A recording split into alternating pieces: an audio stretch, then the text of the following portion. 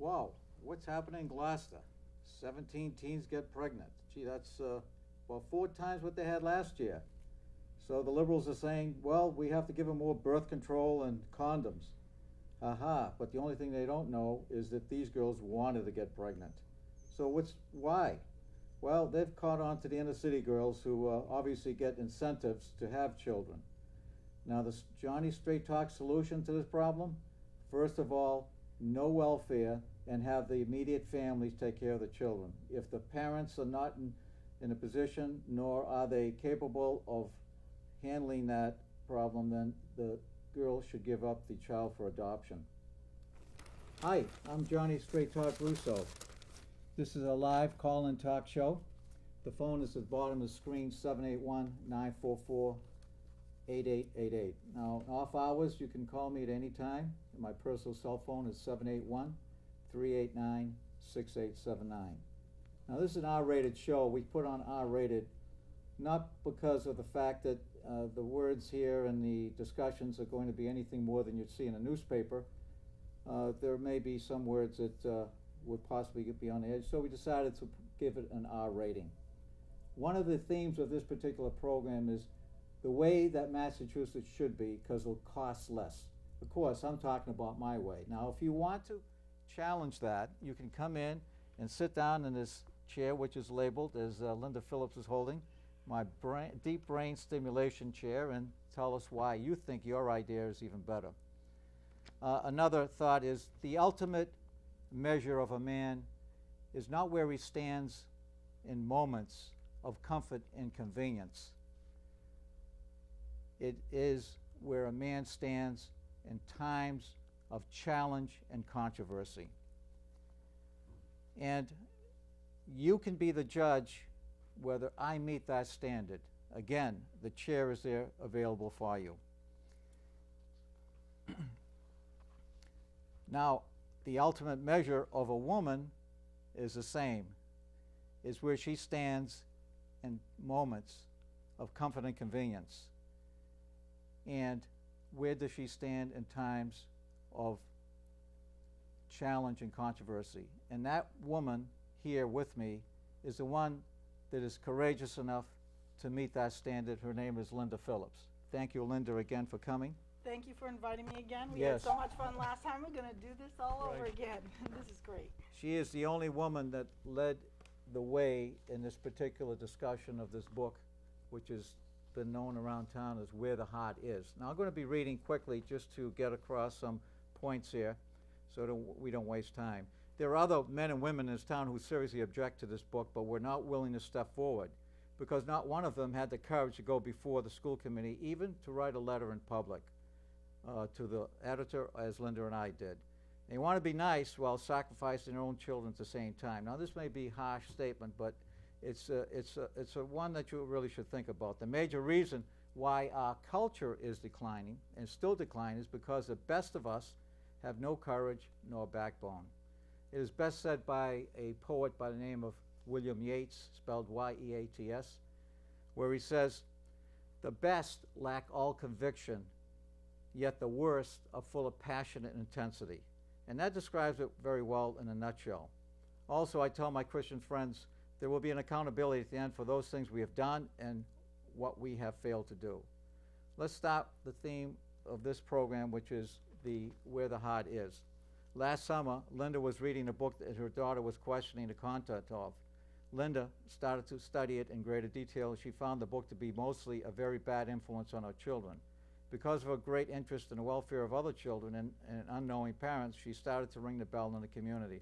The community responded by bombarding at least one member of the school committee, as stated in an email that was sent by one of the school committee members to the others. Neither any of the school committee members nor administration has expressed regret. If I'm wrong, please call and let us know. I've not received any calls from anybody in the administration nor school committee. So what is learned from this incident is even worse. The committee is not saying to the community that it won't happen again, nor what plans to prevent it from happening again.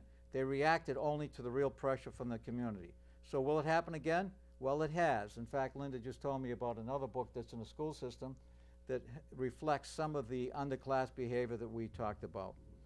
So why is the school department not telling the community about who decides what books are placed on the reading list?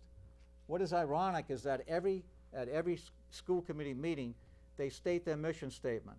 We will lead and manage our school community to reflect the values and culture of Reading community.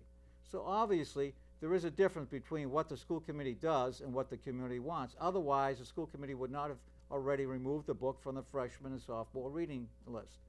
I'm quite certain that one or more of the members were not in favor of keeping this book on the school-approved reading list. But the entire school committee is moving like a herd to protect those who are concerned about being re-elected when the next term comes up. Right now, the school committee intends to keep it that way. I hope this changes. When I was a school committee member, I occasionally had a minority position, and I'm hoping the others on the committee will have the same courage. A quick comparison, when the town selectmen decided on whether to buy water from the MWRA or have their own water plant, they had a split decision. And there's many split decisions I've seen on TV.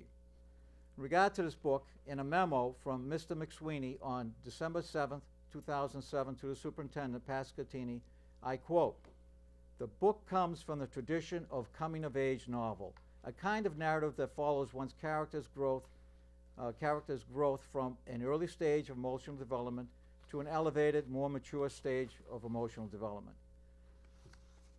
Novels in the RMHS English curriculum that come from the same tradition include To Kill a Mockingbird and The Adventures of Huckleberry Finn. It is critical to note that novels from this tradition necessarily require characters to be tested by difficult circumstances that often involve sensitive subject matter. Huckleberry Finn is tested by an abusive father and the deeply offensive views of race that pervaded his world in the 19th century. In To Kill a Mockingbird, the main character is profoundly affected by her father's willingness to stand for justice amid a volatile mix of racial and social norms. Sensitive issues, where the heart does include isolated references to violent and sexual acts, and it does include a description of the aftermath of a horrendously violent act of sexual abuse, as well as one character's recollection of that act as she witnessed it. The language used to refer to this violent act is unsettling. The conclusion from Mr. McSweeney. The description of the episode of child abuse and Where the Heart Is creates bold visual images that do elicit disgust and sadness in the reader. And that's truly an understatement.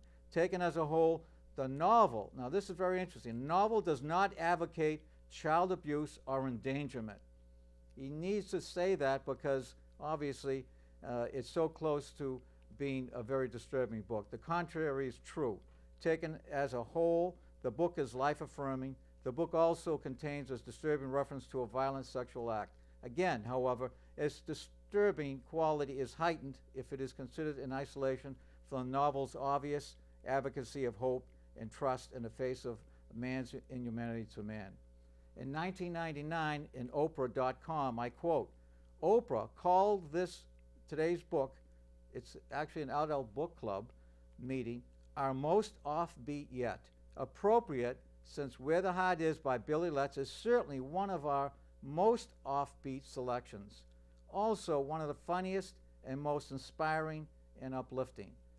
How would a parent ever think that many of the things we'll be discussing were in this book? Now we will discuss the key negative areas of Where the Heart Is. And I'll start the amount of profanity and cursing quickly. I'll mention a page and some initials so you know exactly what's happening. If I don't do this, then many people do not know exactly what is happening. Page 13, Jesus Christ. Page 14, goddamn. 35, the word begins with C-O and ends with S, twice. Page 37, 38, begins with B and ends in T. Page 38, 50, and 107, son of. Page 44, 208, 253, and 260, a four-letter word beginning with F. Page 46, 256, a word that begins with S and ends in T. 14, 51, and 261, God. Page 107 begins with S, ends with D. Second word begins with P and ends in K. Page 107 and 290 begins with B and ends in D. page 108, 253 begins with A and ends in E. Page 113 begins with S and ends in T. And page 260 begins with B and ends in H. So you can fill in the letters in between. There's approximately 20, 25 words that were throughout the book. The second section, which Linda will bring us through, is the section which we call salacious, and whatever words you want to use, Linda. That was an interesting choice that you had, John. I looked up some of the information found under the laws in Massachusetts and federal laws that protect children, and it was described as obscene, child pornography, or harmful to minors. And the law describes harmful to minors is defined as appealing to an unhealthy curiosity or desire springing from lewd thoughts with an interest in nudity, sex, or excretion.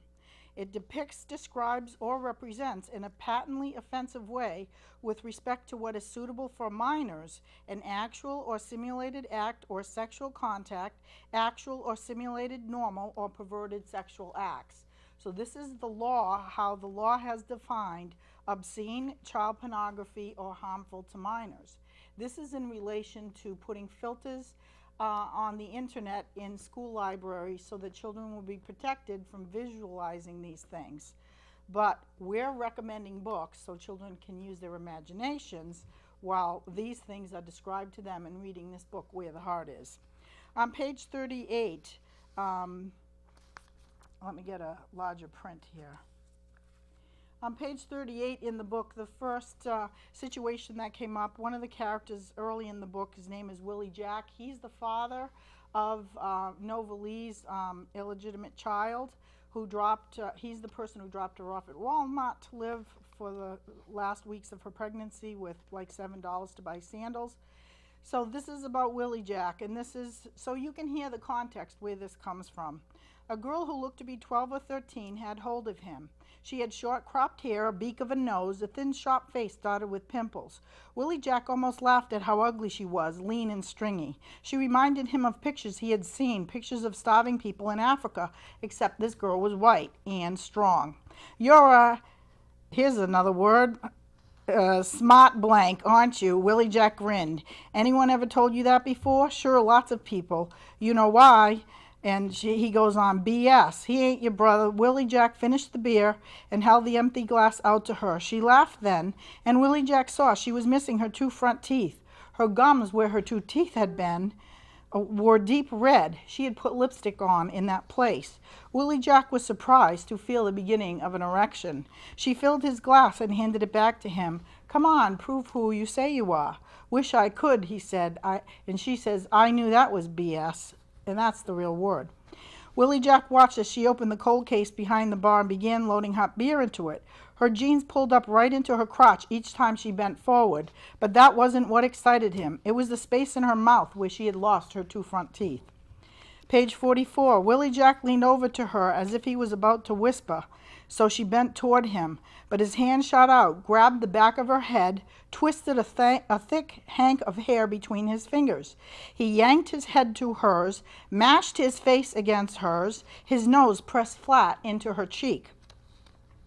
Then, staring into his eyes, he ground his lips against hers and forced her mouth open with his teeth. His tongue. He pushed between her lips, his tongue ripping into her mouth, pushing and probing until he found what he was after.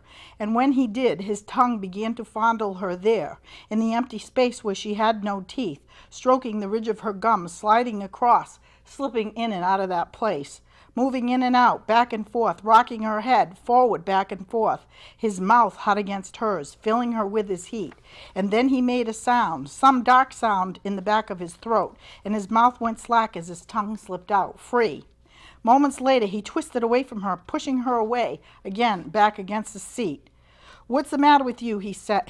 Think I'm going to hurt you? She didn't look at him, but she kept her eyes straight ahead on the road. Tell me something. Are you a virgin? You are, he grinned. Well, I'll be the D word. Then he let his hand slide down the seat across her shoulder and onto her chest, where he ran his fingers across her breasts and around her nipple. I'll just be the D word. Got me a virgin. Well, we'll have to see. We'll have to do something about that, won't we? This was the girl who was 12 or 13 years old who wanted to run away with him to go to Las Vegas. So that was very interesting. I need some cool ice water. Then the next section that was disturbing was on page 121, because the sheriff caught up with him because Willie had stole a car with this girl, Jolene, and had stole 14 packages of cigarettes. So he raced out of town after drinking 2 beers, and he got caught by the sheriff who followed them out. Willie Jack arrived at the New Mexico State Prison on Monday, and by the following Friday, he had 6 stitches in his rectum, a broken nose, a nickel-sized chunk of flesh out of his left buttock, and the bruise the size of a frisbee on his chest. Prison was going to be a hard place for Willie Jack to get used to. His prison trouble started early. The broken nose came on the first day when the guards tried to lock him in his cell, an incident that got him 3 days in isolation. The chewed buttock and torn rectum came about on the second night when he was raped by a pair of brothers named Jabo and Sammy, who brought him from the guard in solitary. The bruise in his chest, seeming to be the minor of his injuries, was in fact the most serious. It transpired because he wouldn't give his devil's food cake to a desiccated little man called Sweet Tooth, an odd name for a man with no teeth. By the end of the first week, Willie Jack had been in the infirmary 4 times. The doctor, Dr. Strangelove, to his inmates, found Willie Jack to be wildly attractive, a situation that would not work to Willie Jack's advantage. Dr. Strangelove's response to sexual attraction was physical pain, and his craving for Willie Jack was strong. When he packed Willie Jack's broken nose, he stuffed it with so much cotton that the soft tissue of the septum was perforated. When he treated the wound on Willie Jack's buttocks, he added a pinch of Drano to the salve. He slathered across the teeth marks around the soft, torn flesh. And when he stitched up Willie Jack's rectum, he signed with a flourish and a fine suture his name. Getting the flavor of this, folks? This is really disturbing stuff. And it's not just about what happens at the end of the book. This book is flavored with all this kind of stuff. I don't know if you want to me to go on, or you want to make other comments. Continue on. And then as a few more pages 152 to 157, there's a very serious conversation of Lexi, who was Novalee's friend, who had 4 children out of wedlock, and Novalee, who had sex on the 3rd date with a friend. And her period is late, and now she's worried that she might be pregnant, and she's already had 1 child that she's raising on her own. So this is what the conversation goes, and this is very disturbing as well. So she says to Novalee, took a sip of water, then ran her tongue across her lips. The guy I told you about, the one who works in the garage, well, I went to bed with him on the 3rd date. And Lexi, I'm scared to death I'm pregnant. Didn't he use anything? No. Did you? Yeah. No. Yes. Well, I mean, I've been on birth control for 3 days only. See, it's not time for my period yet. I'm not due to start for another week. Well, how pregnant could you be? I mean, if the pills don't work, how far along could you be? 2 weeks? Maybe I can do something about it. You mean an abortion? No, not that. Not like that. Lexi looked puzzled. Like what? Well, I don't know. That's why I came to you. Me? You work in a hospital, so. Novalee, look, who you are talking to. I have 4 kids. 4. You think if I knew what to do? But there are ways, I've heard. Oh, yeah. I've heard that stuff, too. The first time I took quinine pills. She's talking about how to try to naturally abort if you think you're pregnant. A girl at school told me that would take care of it. A few months later, I named my first baby Brummett. The second time, I tried sneezing. I never heard of that. Well, I hadn't either, but there was a newspaper story about a woman who had a miscarriage because she couldn't stop sneezing. So I figured if it worked for her, why not me? I sniffed black pepper, red pepper, cayenne pepper. I tickle my nose with feathers, cotton balls, weeds, and it worked. I sneezed and sneezed and sneezed. And 9 months later, I had a baby girl named Pauline. Now the 3rd time, I jumped. You jumped? There was this gypsy woman who lived down by the Willis Bridge. I heard she had some kind of magic. She did. She said, "Girl, if you jump backwards 9 times before the sun comes up, you'll lose that baby." So I jumped. But for extra insurance, I jumped backwards for over a mile. I had blisters, stone bruises, shin splints, a dislocated kneecap, and in May, I had twins. She remembered something then, something from a book she had read about India, about women of the untouchable caste, women who aborted their pregnancies by burning themselves with iron rods heated in burning coals. Suddenly, Novalee sat up straight in bed, sleep no longer a consideration. She got up, turned on her light, and started pulling books out of the stacks on the floor beside her bed. When she found the one she wanted, she flipped through it until she saw what she was looking for, and then read a poem about a black woman who aborted a child. Another book, the story of an Arab woman who had put spiders inside her body, spiders whose bites she'd been told would cause her to miscarry. Novalee lifted up another book, a story about a Jewish girl who got a diaphragm because her boyfriend asked her to. You want to go into the pornographic section? Sure, whatever you want. I need a little. I'm trying to be as aloof as I can, but reading this again is very distressing. It is the flavor of the book, and at the end I'll be talking about another class behavior, and it's throughout the entire book, and which is so sad because there's all discussions about sex, but where is the love in all of this? Like Lexi had 4 children, and she keeps on looking for others, and she couldn't stop what she was doing. In other words, she used promiscuous sex, looking for another man, And but she they had- kept on. And she admits she started this when she was 15, this 15. behavior, yeah. And she was also pregnant again with the 5th child later on in the book. So, do you want me to take the pornographic, or do you want to do the underclass? Well, we can do Okay. the, Why we don't you can, do we the can do, pornographic, which is the one that is really very disturbing, which even Mr. McSweeney admits to as being rather graphic and violent. okay, let me get And that. by the way, we're only going to be looking at the things that are negative. There are positive things in the book, but the point is this: we only have so much time. We invite anybody to come to point out why they think this is a worthwhile book. And now we only have one member in the community who wrote a letter to the school committee. Never showed up, but still said it was a positive influence on her daughter. Well, we have a preponderance of numbers of emails bombarding one of the members of the school committee. So feel free to come in and discuss it so we can have both sides. And we'll put the same requirement that the school committee did, you gotta read the book. You're Actually, I found another section here on chapter 26 that I thought was very interesting because this is, this shows women as objects. On page 253, this is again Willie Jack, who's so famous in his lifestyle.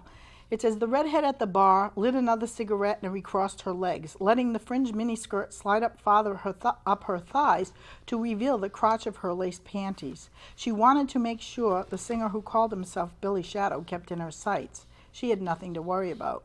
Willie Jack had spotted her and all the rest of them, the little brunette in tight jeans and the halter top that just covered her nipples, the leggy Hispanic in red boots and denim shorts that didn't quite cover the cheek of her ass, a doe-eyed girl who sucked her thumb every time he looked at her. Willie Jack had not missed a one. Now, these are all exact quotations, word for word, from the book. And Ruth Myers knew then how much grief he would cause her. She knew someone's wife would get caught with him in the back seat of a Lincoln or Cadillac. She knew someone's daughter would get pregnant and swear he was the father. She knew someone's kid would get busted supplying him with weed and cocaine.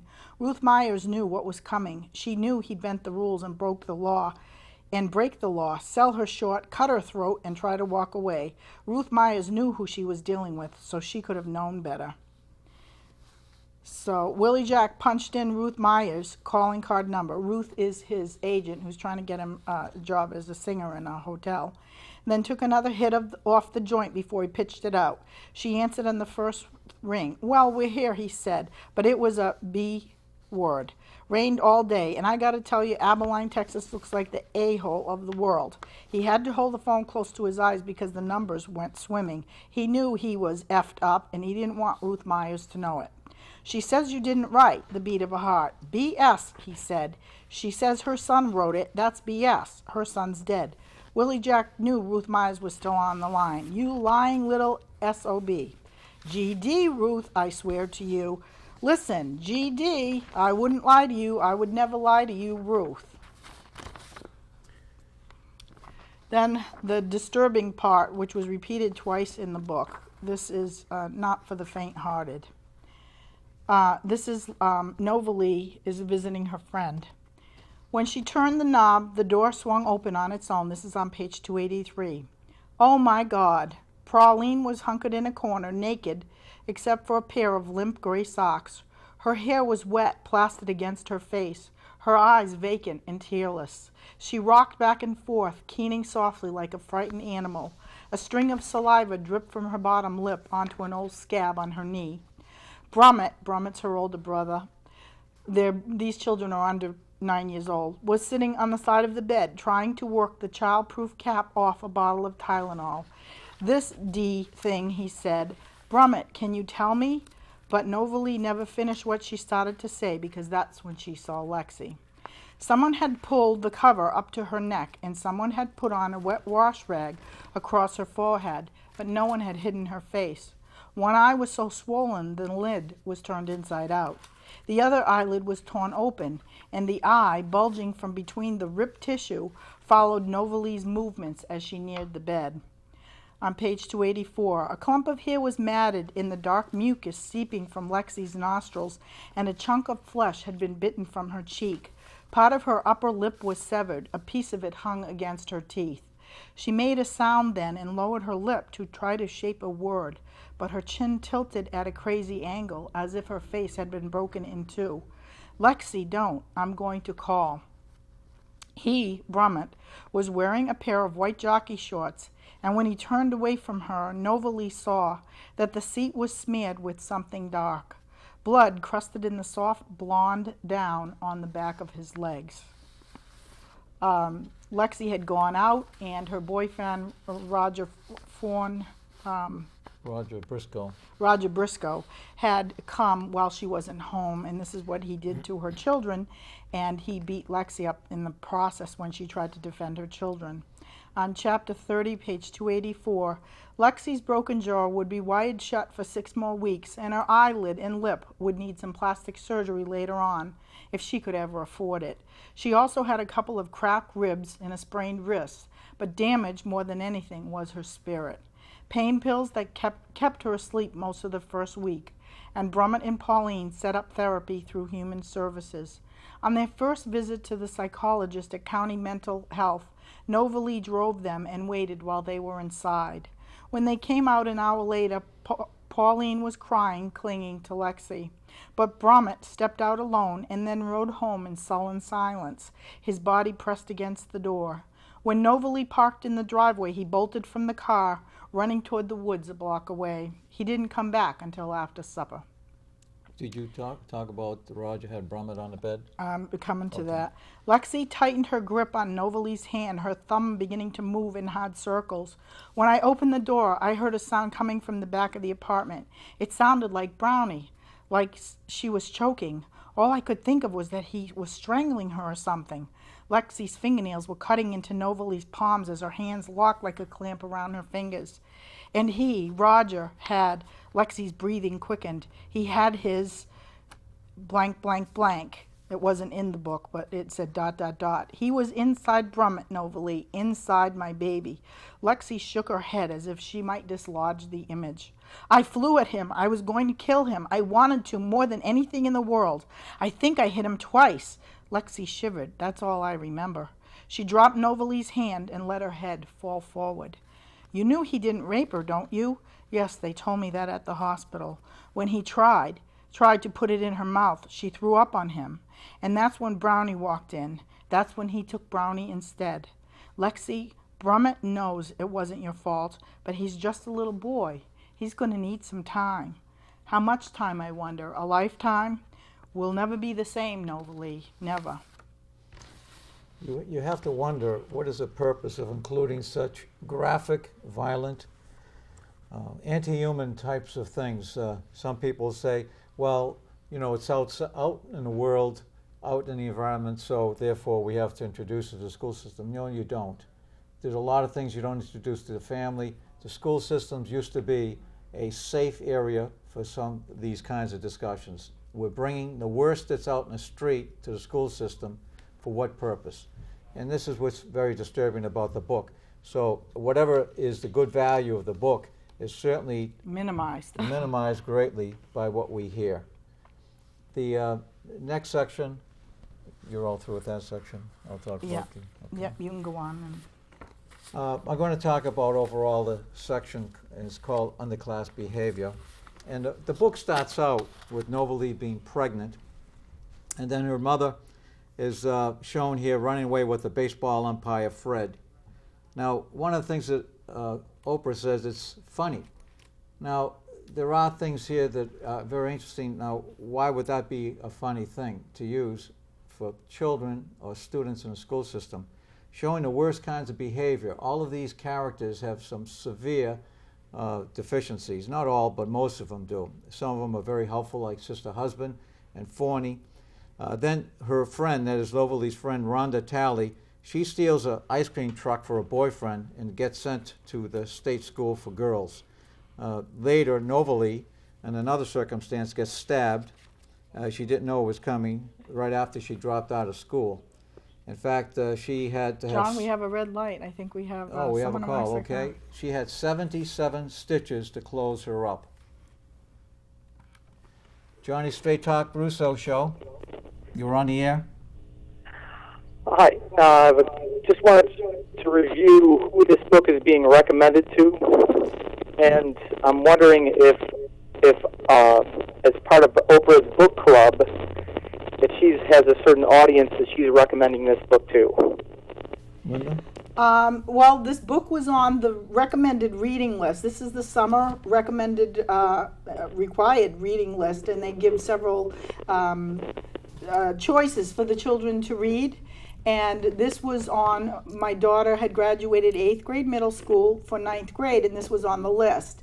The outcome of this decision by the school committee to support this book by keeping it in the system was to just delay it by 2 years. So what that means is, since that was 8th grade going into 9th grade, this is going to be 10th grade going into 11th grade, and they will put it back on the list, they said, on 2010. So they are keeping the book on the list because they are not going to admit that they were wrong by putting this book in the system to begin with. And we don't know how the book got there. We don't know how, today we don't know how any of the books get on the list or how they pick books, because Ed Reform says that the school committee is responsible for the books that are used in the district and that they have to have educational value. So this is not a book a grown-up would read for summer recreational reading. I wouldn't. Maybe some of you would, because maybe now we've given you the incentive to go read this if this is your taste in reading. But certainly not for unguided reading for minor children. This is not appropriate in any way. So, Are you saying that the Reading School Committee has made this a required reading for 11th and 12th grade with this kind of material in it that's against some of the laws that you read earlier? It's approved by the school committee. right, But but as a by superintendent- they voted yeah. unanimously to support the superintendent's recommendation, and the superintendent supported Mr. McSweeney and his review committee, who were the language arts teachers at the high school, and Mr. McSweeney is head of the language art department. So in fact, the people who put this book on the list, this is how I see it, are the ones who reviewed it. So they're not going to be objective, because their first response is to save their jobs in CYA. So they're not going to be objective and say, oh, you know what, that book really shouldn't have been on the list. And why don't we just come forward and be adults and take responsibility for what we did and how we negatively affected some children in the district? No, no, no, we're just going to delay it by 2 years, and the Phillipses maybe won't be around, so they won't be reminding people that we didn't take the book off the list, and we're still going to leave it there in the school library and everything else. And we will, put it back on the list, and maybe some kids will read it and some kids won't, but the huff will blow over, and that will be, we won't have to face up to the fact that we hurt some children in the process, and this book should have never been on the list in the first place. So it's a recommended summer reading list. Summer reading recommended. For each grade, there's 5 or 6 or 7 books, and this happened to be one that was recommended. And this has no business being recommended by Reading Public Schools. Okay. Do school committees have children reading these books? I mean, it's outrageous. Well, the part of the problem we have is a lot of the school committee members know less about what their job is than some members of the community. And the other part of the problem, which is a handicap of the job, their children have not reached the levels of school yet that some of us have already had experience with curriculum issues, with what's being taught in the classroom and issues around, other issues, because their children are young. So this is the first that they're hearing of this, because they haven't experienced it themselves. And maybe for that reason, they had less fire in their bones to address this properly and to deal with this in a sensitive manner that made the parents feel like they were heard, they were listened to, and that they were concerned about what they did to the children who did read this book. Yes. Well, thanks for taking my call. Thank you. Well, thank you for your call. Great. To continue on with the introduction of the book here, Willie Jack now is he's driving a car at 75 miles an hour with his girlfriend Novalee, and he's drunk. And we had another call. Oh, okay. You're on the Johnny Straight Talk Russo program. We're on the Johnny Straight Talk Russo program. You're gonna have You're to on turn the your air. TV down. We're hearing a backdraft. Mr. Russo. Yes. Mr. Ellicott, how are you? Hi. Good to see you tonight. Yes. Let me ask Linda 2 questions. Number 1, how many people on the school committee read the book? 1. And number 2, who made the decision to put the book on the list? We still haven't got that found out. And I want to give you some information that might be useful to you people. Oprah Winfrey does not review any book that is not sold at least 300,000 copies of that particular book. So that's a minor point to keep in mind, but she does not review any books that haven't sold that number. But I'm really interested to know how many people in the school committee read the book or did read it after this controversy came up, because I tried to get my book on the reading list and they wouldn't, there was no way I could get it on there. So I'm interested in that, John, plainly, how many read the book and how many really know what's in the content. So I'll hang up now and let you discuss that one. Thank you. Well, we don't know how many actually school committee members read the book. I did get an email back because the parts of the book that I just read were from emails that I sent to school committee members, because I wanted them to come face to face with the words, with the situations, with the descriptions that I was uncomfortable reading at a school committee meeting. And I got one response back from a school committee member who said, I read the book. And that person has a child in elementary school. As far as who else read it, the emails that I got through public information, they asked the superintendent to get them copies of the book. So I'm making an assumption here that they all read the book. But why they didn't feel comfortable discussing it or talking about it or even apologizing in public for, we'll find out how this book got on. We never found out how the book got on the list. We don't know how the books get picked. This is a big secret. It's probably done in a back room by nameless, faceless people. And they're deciding what our children should read. They're deciding, first of all, we have to go back to one difference between parents and school people. Parents are the only advocates for their children, and parents should be the best advocate for their children. There's a battle going on in the hearts and minds of people that is drawing battle lines between parents and school officials, because you see it over and over again, whether it's requests for public information or whether it's concerns about curriculum or whether it's concerns about reading material. The school department never comes forward.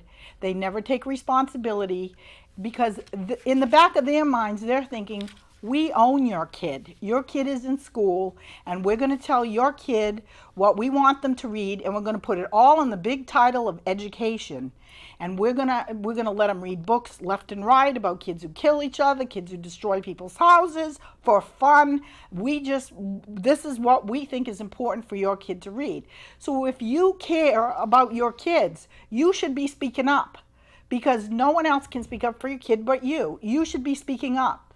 And I've always taken the view that when I learn something, if I find a good doctor, I recommend him. If I find a good restaurant, I recommend it. When I find something that's concerning, I want to address it, because other people, I feel, should learn. They might want to know the information that I know and what I've done in my research, and they can make up their own minds. Exactly right. But a lot of people, like you said earlier, their God is controversy, and they're afraid of it.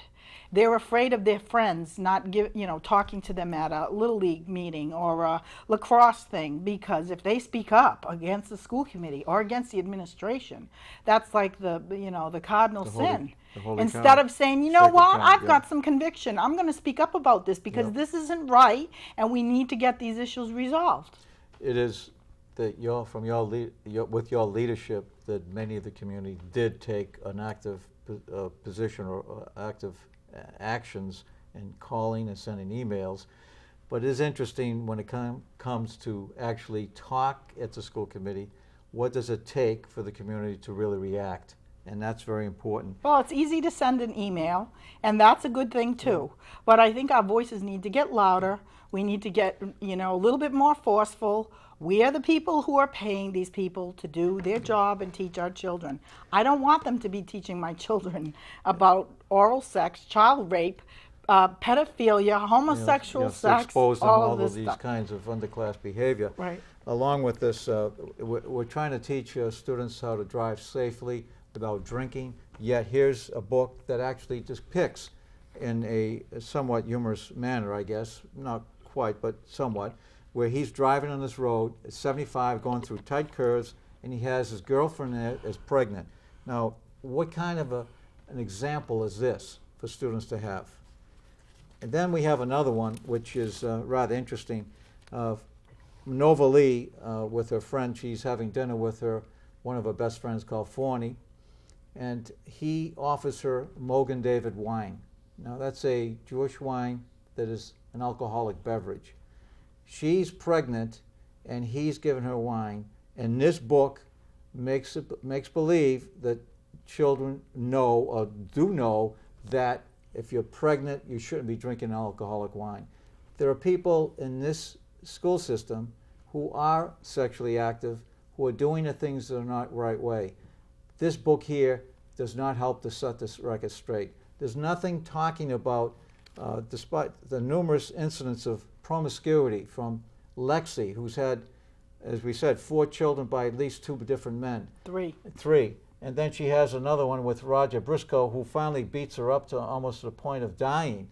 And then we also have Willie Jack, who goes out with another girl besides Novely, Jolene, to have sex there again. With a minor who's like 13 There's years no old. example here talking about that today from the Center for Disease Control that 25% of our teens have sexually transmitted diseases. So there's nothing of a warning. Simply do it if it feels good. Well, this is Oprah's book club. Oprah does not recommend books for children. She does not recommend books for school reading lists. But she the point recommends is that books as a for parent, adults. most parents Exactly. would not know that. When I saw right across the front, if you show the audience the book here, it says right across the top, Oprah's book club. She's that famous that her book alone, with that label, has probably sold many thousands of books. People are unknowing about what's inside. To continue on with this underclass behavior, we have now Nova Lee is having a child in the Walmart store. Because she has no place to live. No place to live. Yet she had 2 good friends, sister, husband, who eventually takes her in.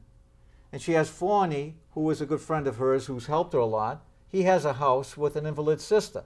But Yet there's no inclination to take this unfortunate woman who's in this plight of getting ready to have a child. No doctor's visits, no indication of any of this. So again, what kind of a signal are we sending to those most vulnerable students in our school system? Here's a book approved by the school system.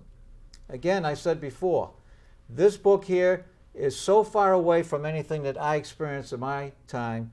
And many of those who are my age would say the same John, thing. stop saying that because I'm younger than you, and I don't know of anyone that I went to a large high school of 3,600 kids. There was 600 kids in my class. There was always one or two every year who graduated, and they were already pregnant with their graduation gowns. Once in a while you heard of a girl who dropped out of school, but they usually, when we went to school, they usually got married. And I don't know what has happened. There was some shame too. Right, and they tried to make it work. But you're not, these stories and these situations, they're not what we want kids in Reading to do. The school committee gives a lot of lip service to the risky behavior survey. Right. They have a substance abuse committee, but I challenge the substance abuse committee to start putting up some antennas about some of the behaviors that go on in the school, because the school committee is responsible for what's going on in the school, and the litany of books that are put on the list to read. The books that are read in the classroom, the other part of our concern was the junior grade books and some of those stories. Now, this is all put under the Scholastic Literacy Program. People have to realize Scholastic Literacy is a stockholders company, and it's been said that people who work in school systems own stock in those companies.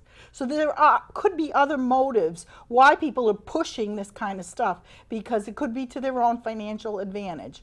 And I know that someone who was in the Reading school system previously, who is not now, admitted that he owns stock in these companies.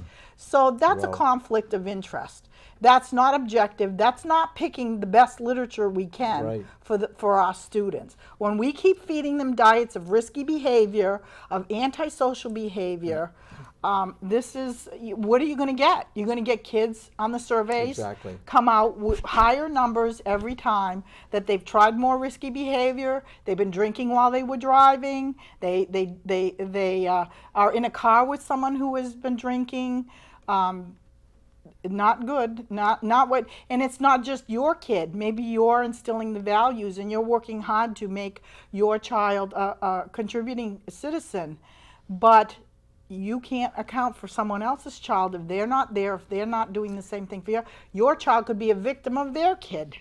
Exactly. So anyway, she finally has a child right in the Walmart, and Sam Walton, who was the owner of Walmart, comes and recognizes her as being the reason they have so much business or so many calls. So free advertising. So people are coming to see her in Walmart. He gives them $500, gives her $500, and she's getting all kinds of calls at the hospital and things like that. So what's the signal there? Well, gee, if I'm poor and I want to get attention, maybe I can do something similar to this. Where the employees buy food and feed her and buy her diapers and everything else. Exactly.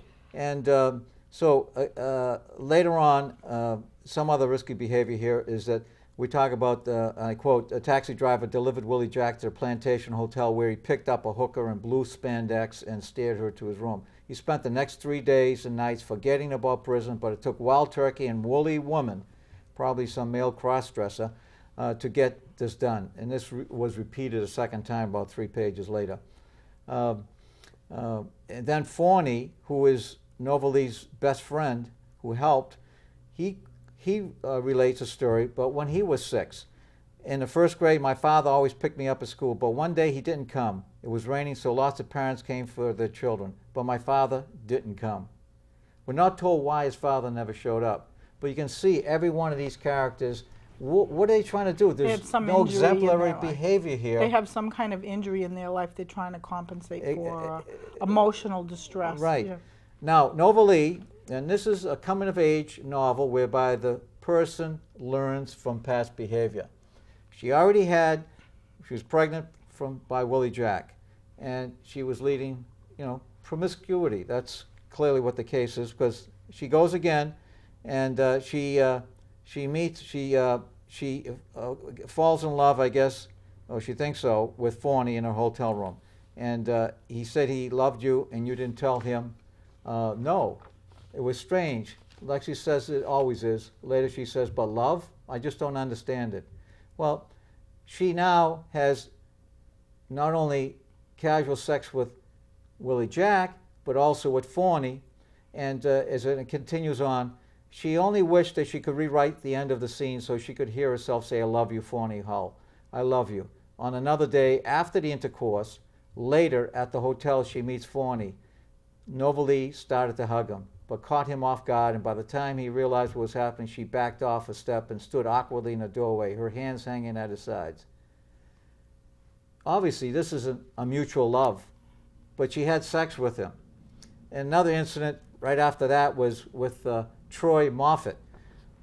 He takes her out 2-3 times, Yeah, and she's on the one. second, The on the third third day, time, she has gives up sex and with him. saying no, and so she has sex with him. And that's where she starts wondering if she's Right. pregnant later. So here we go. Here's a coming-of-age novel, which is supposed to illustrate better decisions as she got older. Growth in the character. And obviously, this is not part of it because she's continuing on with her promiscuous lifestyle yeah. and going up, shacking up for a day or two here, whatever it may be. Yeah. This is a term used in my generation, which was a shameful act, but today it's well accepted.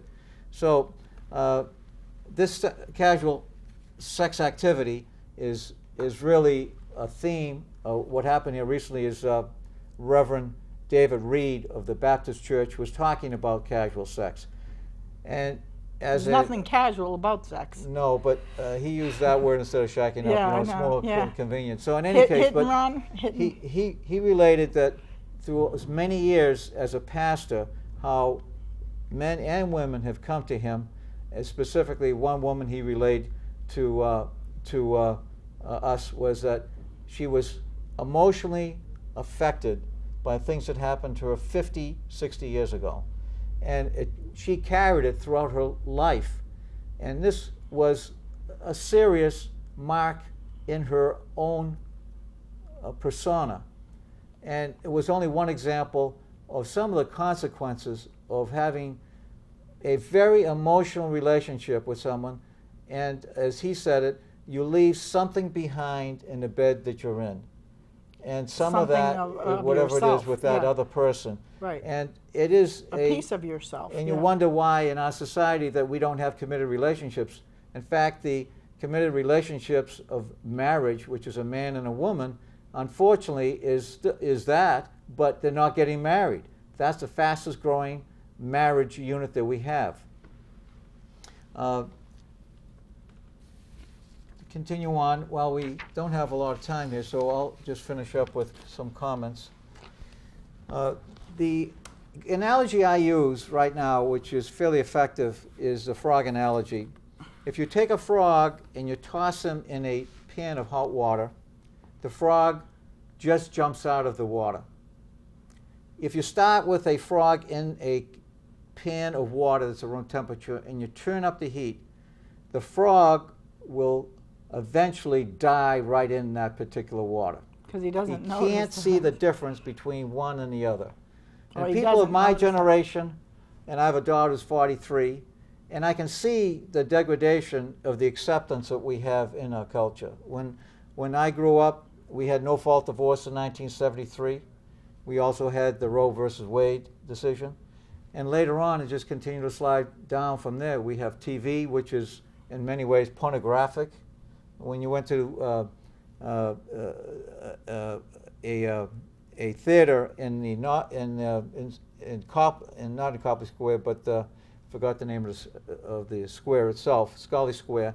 That would be tame. Going to a burlesque would be tame. You'd see a woman, and I never went, but it was a seedy place. So you'd go by when I went to a bookstore, and the woman would take off her clothes, but you'd never see everything. Today, it's all over the place. You have teen pregnancy, and I exclaimed the issue here about the Gloucester situation, and we'll have another session on that some point in time. You have that. You have the internet, which is bringing everything right in to the home and every place else. All these things are just increasing the sexualization and what I call desensitization of children and students and young adults. In fact, And that's why we see the numbers going up all the time in the risky behavior surveys, because You know, Right. I've even heard through the decisions class that every freshman's supposed to have, that they actually tell the kids, you know, if you have this many drinks, you're out of control. This is legally drunk, or if you do this and if you do that, and you know, it's like kind of a handbook. I mean, why do you give kids this kind of information? It's like saying, well, see, if you go out and do it, then you know, stay under the legal limit. So if you get stopped, you know, you'll be under the legal limit. That's not a good thing. That's Right, not right. that's not putting any values Right. into, you know, it's Yes. really better to kind of live a more traditional values lifestyle than one that is just Right. promulgated. We only have or about 4 minutes to do go, whatever so you thank want. you very much for coming and being a leader. Thank you for inviting me again. Okay, you're welcome. I enjoyed it. I'd like to make some other comments. The last comments I have is that liberals have promoted a lot of this, and I've invited many people. They have not called me nor called the show. So hopefully others will have the courage to come and defend many of these positions. One group that is now currently that is sexualizing and desensitizing our students is the homosexual agenda. And the homosexual agenda, led by the Gay Straight Alliance, will be a topic of my next discussion, showing how this group, whose purpose they claim is to create a safe environment for students, is actually doing the reverse. So I welcome you to come in, and again, I know a segment of the community may not be happy with what I'm saying, but the point is, come to the table, come to the chair, and defend the position that I'm not taking. That is, if you think that I am not right, come in and speak about it, because I will speak about it and speak about it boldly. So I thank you again, and as usual, we'll continue reading the newspaper, and we'll be looking for more topics, and welcome you to be here the next time, which will be July 9th, and you have my cell phone, which is 781-389-6879. You're welcome to call me anytime for whatever comments you want to make.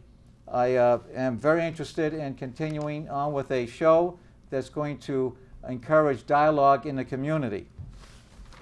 So let's go ahead and enjoy, and let's see what else we have in the newspaper besides the notorious Gloucester group of teenagers. I just can't believe that it happened. And I guess really, when you pay people or students or girls, whatever they are, money to have children, then guess what you're going to get? You're going to get more children and more pregnant teens, despite all of the birth control, all of the condoms that you pass out. In fact, it was in my own hometown 4 years ago, there was a front page article, and I just couldn't believe it, and I have a copy of it at home, that stated that Hispanic young ladies wanted to get pregnant. Well, now that situation is continuing on in suburbs. Gloucester is a suburb. We know that the inner city students, they have, the blacks, especially black families, have a 70% fatherless rate. 70% of the children are growing up in families as single parent. Whites, they are approximately 30%, but about 30 years ago, 40 years ago, in fact, the white population had a single parent rate of approximately 5 to 10%. So keep in mind, as young people, we are going to continue paying for this irresponsibility that is happening. So you may be responsible, you may grow up and ready, but the problem is that it'll continue costing you money as we go ahead. And remember, the way that Massachusetts should be is the way I think it should be, and it'll cost less. Thank you. Got a few more minutes, I guess. There we go. I thought you were going to leave. I didn't want. Well, I didn't want to leave.